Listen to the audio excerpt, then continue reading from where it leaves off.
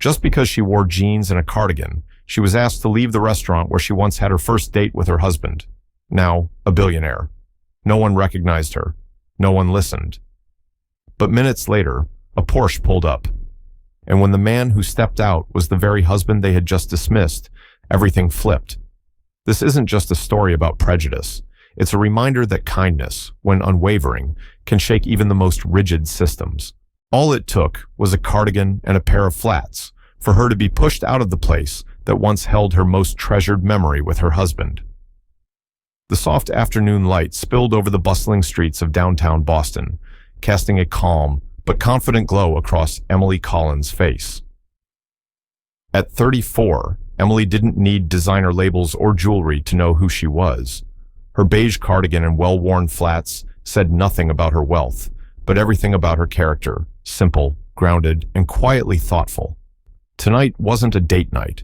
Emily just wanted to stop by the Monarch Room, the restaurant where, over a decade ago, she and Jonathan Collins had their very first dinner together. Now, after 14 years of marriage and Jonathan's major success in the tech world, Emily wanted to book a table for their upcoming anniversary, quietly, in the way she'd always shown love. Coming straight from her afternoon pottery class, with faint traces of clay still under her nails, Emily walked toward the restaurant. She wasn't dressed up, and she wasn't trying to impress anyone, because she didn't think she had to. Not here. Not at the place that marked the beginning of a love that had always been simple, but strong. What she didn't expect was how different things would be now, and in a way she never could have imagined. The heavy glass door of the Monarch Room closed behind Emily with a muted thud, like an invisible line between the outside world, where people could be themselves, and the inside, where everything was measured by glances, brand names, and the shine of one's shoes. The air inside carried hints of oak and expensive wine. Crystal chandeliers cast sharp reflections on pristine white tablecloths. Well-dressed diners spoke in soft tones, their silverware barely clinking. Emily stood alone, no makeup, no evening gown, but full of anticipation. She walked to the hostess stand, offering a warm smile. "Good evening. I'd like to book a table for next Friday if there's still availability." The woman behind the counter, Clarissa, didn't respond immediately. Her eyes scanned Emily's outfit, discreet but unmistakably judgmental. Her face remained polite, but her tone chilled. "I'm sorry, we're fully booked for the next 3 months." Emily nodded calmly, still gracious. "I understand. This place is very popular. But it's a special occasion. My husband and I are celebrating our anniversary. We had our first dinner here, 14 years ago." Before Clarissa could respond, a man approached, sharp suit, polished shoes, and a breath heavy with confidence. Emily recognized him from business magazines. Gregory Stanton, a well-known real estate investor and frequent gala guest. "Clarissa, why isn't my table ready? And where's that 82 bottle I asked for?" Clarissa's demeanor flipped instantly, her coldness melting into deference, almost bowing as she answered, "I'll take care of it right away, Mr. Stanton." Gregory glanced at Emily, his lips curling in disdain. He lowered his voice just enough for nearby guests to hear. "I thought this place had standards. Since when can anyone just walk in like it's a corner diner?" His words landed like lemon juice on an open cut. Emily felt her face flush, but she stayed composed. "I'm only trying to reserve a table for next week, not dining tonight," she said gently. Gregory let out a scoff. "Clarissa, please help this woman. Find somewhere more suitable. Maybe a casual spot nearby." Clarissa turned back, her smile thinning, eyes starting to avoid contact. "Ma'am, the Monarch Room serves a very specific clientele. You might feel more comfortable elsewhere." The words were soft, but heavy with implication.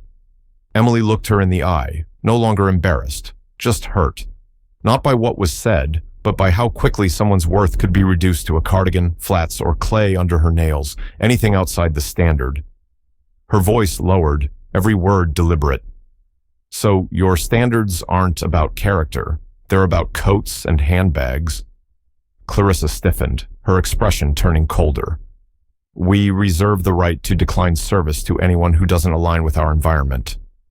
The silence between them was broken by Gregory's smug remark. "Some people need a second reminder that they don't belong here." Emily glanced around. A few guests looked over.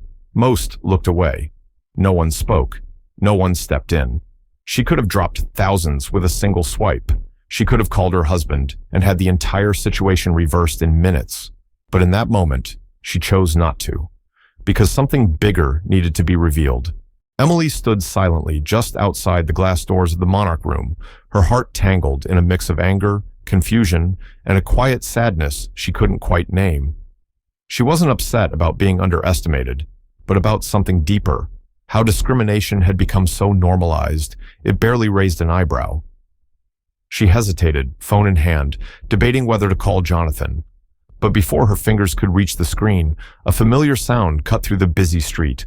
The soft growl of a Porsche 911 engine, smooth and confident, like the steady breath of a man who knew who he was. The black car glided to a stop at the restaurant entrance. The door opened, and Jonathan Collins stepped out, tall, composed, dressed in a deep navy tuxedo.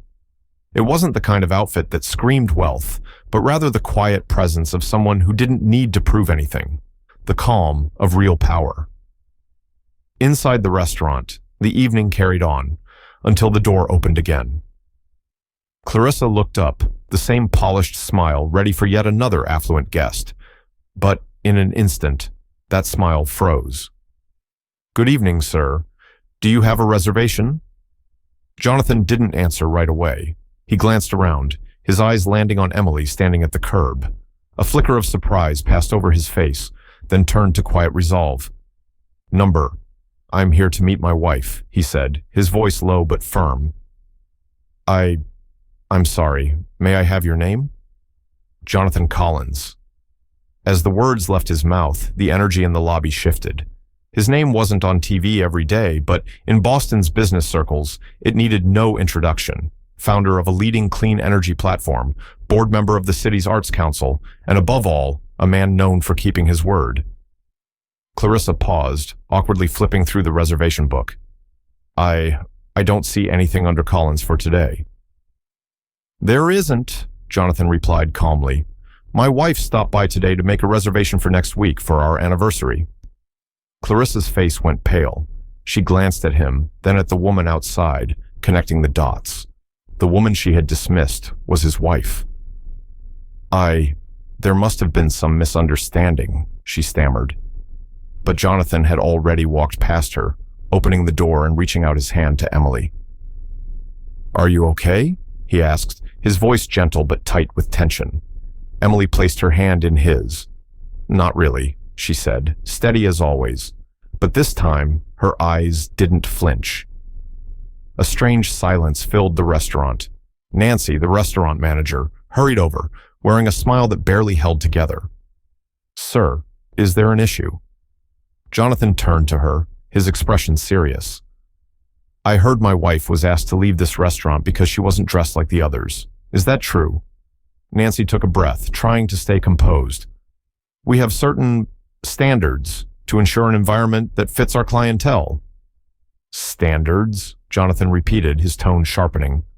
"And what exactly are those standards? Expensive clothes, flawless makeup, or just not looking like an average person?" No one answered. Across the room, Gregory Stanton still sat with his legs crossed and arms folded, but his eyes were no longer smug. They flickered with uncertainty. Emily looked at Jonathan, as if to say, "We can let this go." But he shook his head gently. "This isn't about you," he said quietly, just for her to hear. "It's about how many people have been turned away from doors like this, simply because no one stood beside them." The silence in the restaurant no longer felt luxurious. It felt uncomfortable. Eyes began to glance around, slowly realizing a truth none of them wanted to admit. They had just witnessed something all too familiar, something they were used to ignoring. The entire Monarch Room seemed to hold its breath. No more clinking glasses, no more murmured conversations. Everyone was now watching the exchange between Jonathan Collins, the man in the elegant tuxedo, and his wife, the woman in a simple cardigan who had just been asked to leave for looking out of place. Nancy, the manager, tried to regain control. "Mr. Collins, perhaps we could speak privately. I'm sure this is just a misunderstanding." "No, I don't think it is," Emily interrupted, They clearly thought I wasn't worthy, just because I showed up in comfortable clothes after a pottery class. I tried to explain, but no one cared to listen.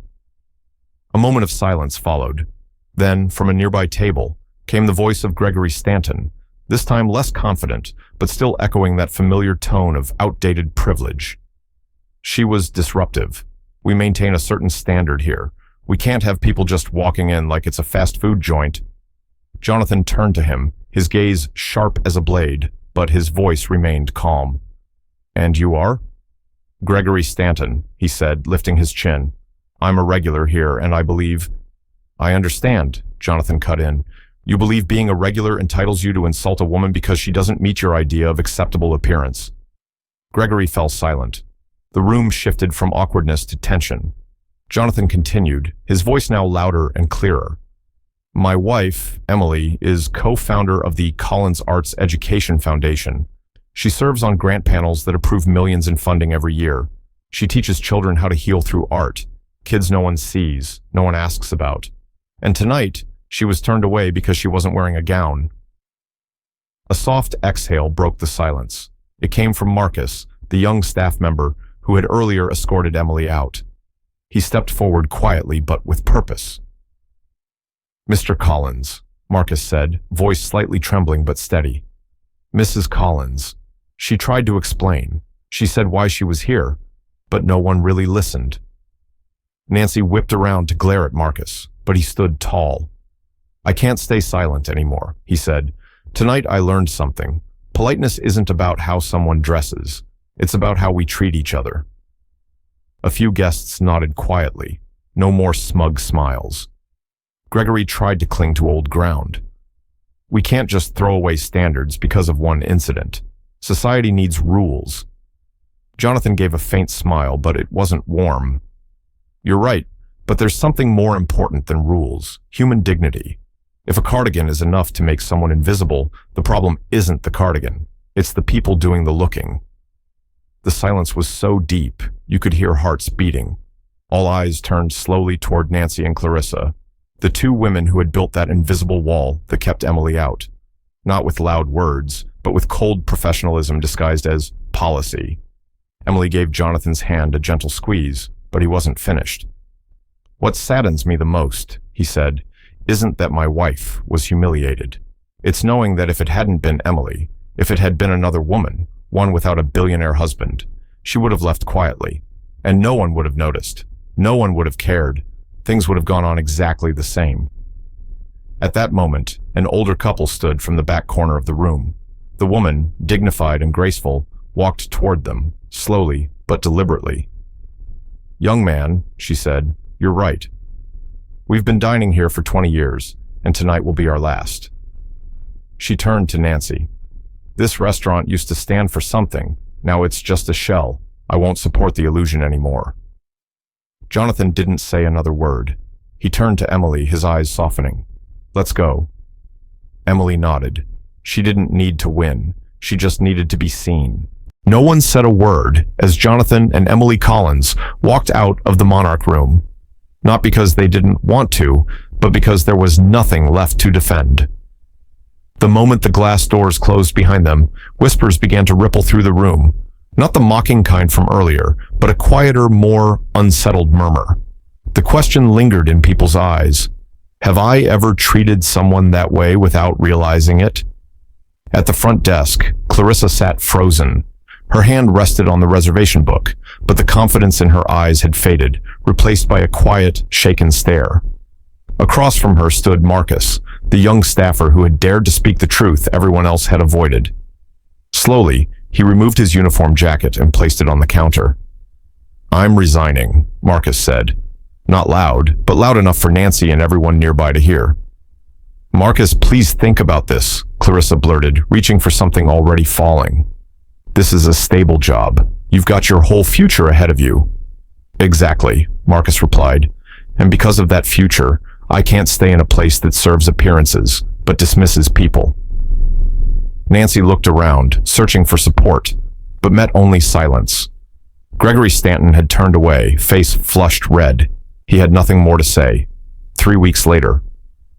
The late afternoon sun spilled into the pottery studio, casting a warm light over Emily's face as she shaped a clay vase by hand. Each turn of the wheel gave the clay space to tell its story, quiet, unpolished, but grounded in truth. The door opened. Jonathan stepped inside, 2 hot coffees in hand. He didn't interrupt, just leaned against the wall and watched the woman who, for 14 years, had reminded him of what really mattered. "Good news," he said after a pause. The council approved Marcus's proposal, full funding for the community art project. Emily didn't look up, but a faint smile curved her lips. "I knew they would. He has something rare, belief in what others haven't seen yet. I only did one thing. I listened." Jonathan nodded, watching her hands, still dusty with clay, but steady and sure. "Oh, and one more thing. Clarissa called again, 3rd time this week." Emily wiped the clay gently from her fingers. "Still apologizing?" This time, it felt sincere. She wrote a letter, not just about that night, but about how she's realized the way she's treated a lot of people. Emily was quiet for a moment. "Maybe I should meet with her." Jonathan raised an eyebrow. "Really? After everything?" Emily nodded. "Not to forget, but to choose how I move forward. If she truly wants to change, then that deserves a chance." 2 days later, on their anniversary, Jonathan pulled up in front of a modest red brick building. A sign above the door read, "Common table, everyone has a seat. Everyone is family." He turned to Emily. "So, I guess no more fine dining for this anniversary?" Emily smiled softly. "On the contrary, I want a place that reflects what we believe in."